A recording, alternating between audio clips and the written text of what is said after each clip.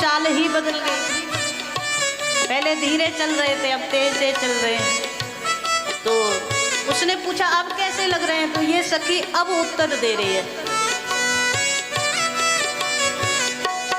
लंबी वेग चाल कैसी अब लागे है सखी, लंबी वेग चाल कैसी अब लागे है सखी, लंबी वेग चाल कैसी अब लागे है सखी, लंबी वेग चाल कैसी अब लागे है सखी, छूटी बंधन से जैसे भागे है सखी, छूटे बंधन से जैसे भागे है सखी, छूटे बंधन से आज जैसे भागे है सखी, छूटे बंधन से आज जैसे भागे है सखी। अब देखो राम जी के लिए कितनी मुसीबत। धीरे चले तो धीरे नहीं चलने दे रहे, थोड़ा तेज चलने लगे तो एक सखी बोली अब ऐसे लग रहे हैं छूट बंधन से अज जैसे भागे। तो दूसरी सखी ने कहा अज मतलब क्या, तो ये उत्तर दे रही है अज तो बकरा के लोग सब कहे है सखी, अज तो बकरा के लोग सब कहे है सखी, ये उत्तर दे रही है। अरे अज का मतलब तो बकरा होता है। अज साहित्य में संस्कृत में बकरा को अज कहते। तो एक सखी बोली कि अभी बैल कह रही थी अब बकरा कह दिया तूने, दूल्हा राजा को ऐसे थोड़ी बोलते हैं। तो ये सखी बड़ा सुंदर उत्तर दे रही है। बोले हमारे यहाँ एक शब्द का एक ही अर्थ थोड़ी होता है, कई सारे अर्थ होते हैं। तो पूछा कौन सा अर्थ, तो वो सखी बड़े सुंदर भाव से कह रही है अज बकरा अज स्वयं। आज कौन है, बोले आज तो एक तो बकरे का नाम है और आज स्वयं ये भगवान श्री राम भी अज है। कैसे अज है, अज का मतलब अजन्मा, अज का मतलब अजन्मा। तो बोले ये भी तो अजन्मा है, परब्रह्म है, परमात्मा है, तो ये भी अज है। और ये सखी बोले ये माताओं में भी ना महाराज ज्ञान भरा पड़ा है और विवाहों में ज़्यादा निकलता है। तो ये एक सखी तो बोली कि अज बकरा अज स्वयं ये अज दशरथ के तात। अब देखो कहाँ तक पहुँचे। बोले ये भी अज है और दशरथ जी के पिताजी, अरे महाराज दशरथ के तात भी तो अज थे। तो धीरे से एक मुस्कुराई कि अज के तो अज ही पैदा होंगे और कौन होगा, अज के यहाँ तो अज ही होंगे। जन्म रहत है आप हूँ अज कहलाज। श्री भगवान जन्म रहते हैं इसलिए ये भी अज हैं। और बड़े सुंदर भाव से बोल रही है अज तो बकरा के लोग सब कहे है सखी, अज तो बकरा के लोग सब कहे है सखी, आज ये हुआ जे अजा इन कर रहे हैं सखी, आज ये हुआ जे अजा इन कर रहे हैं सखी, आज ये हुआ जे अजा इन कर रहे हैं सखी, आज ये हुआ जे अजा इन कर रहे हैं सखी।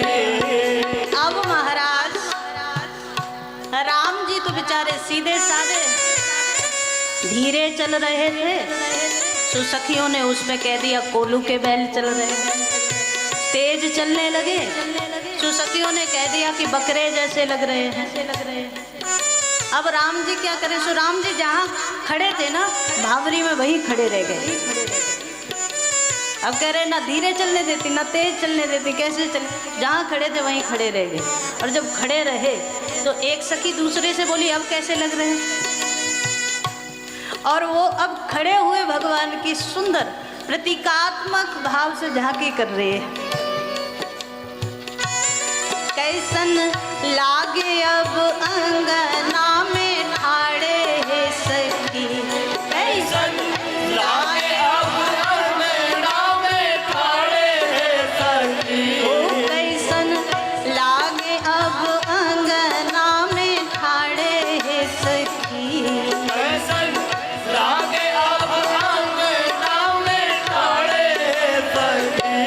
जो सुवर्ण नीलमणि खंभ गाड़े है सखी, जो सुवर्ण नीलमणि खंभ गाड़े है सखी। जो सुवर्ण नीलमणि खंभ गाड़े है सखी, जो सुवर्ण नीलमणि खंभ गाड़े है सखी। अब देखो,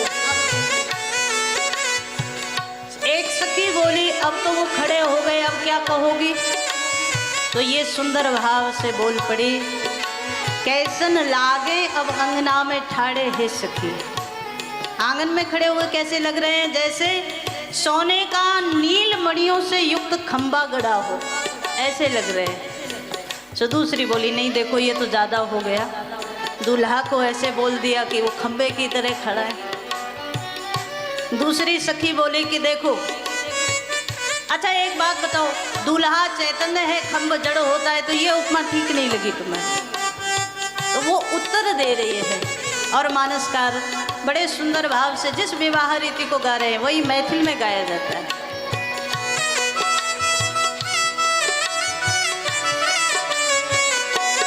खंब जड़ किंतु दुल्हा तो चैतन्य है सखी, खंब जड़ किंतु दुल्हा तो चैतन्य है सखी। खंब जड़ किंतु दुल्हा तो चैतन्य है सखी, खंभ जड़ किंतु दुल्हा तो चैतन्य है सखी।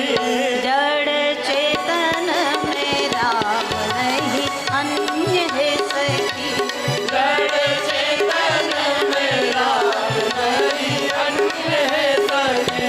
जड़ चेतन में राम नहीं अन्य है सखी। जड़ चेतन में राम नहीं अन्य है सखी। आज सखी उत्तर दे रही है। उसने पूछा तूने खंबा क्यों कह दिया? तो वो बोली बात यह है, जड़ खंबा तो जड़ होता है, दूल्हा चैतन्य है, ये उपमा का क्या मतलब हुआ? तो उस सखी ने बड़ी सुंदर भाव से कहा कि अच्छा एक बात बताओ, चैतन्य में राम है ये तो तुम मान रहे हो, जड़ में भी राम है कि नहीं? बोले जड़ में भी राम है, हरि व्यापक सर्वत्र समाना, परमात्मा तो सब में है ना, जड़ में चेतन में सब में वो है। तो ये सखी बोली अगर मैंने खंबे की उपमा दे दी तो कौन सी बड़ी बात है? सतयुग में प्रहलाद के लिए जिसने खंबा फाड़ करके ही अपना स्वरूप प्रकट किया था नरसिंह रूप में, तो खंबे में भी यही है। जब राम जी ने देखा ना धीरे चलने देती, ना तेज चलने देती, ना खड़े रहने देती, तो राम जी के हाथ में रुमाल था, थैंक यू, तो रुमाल को अपने मुंह पर रखा और भगवान बड़ी जोर से हंसे। दूल्हा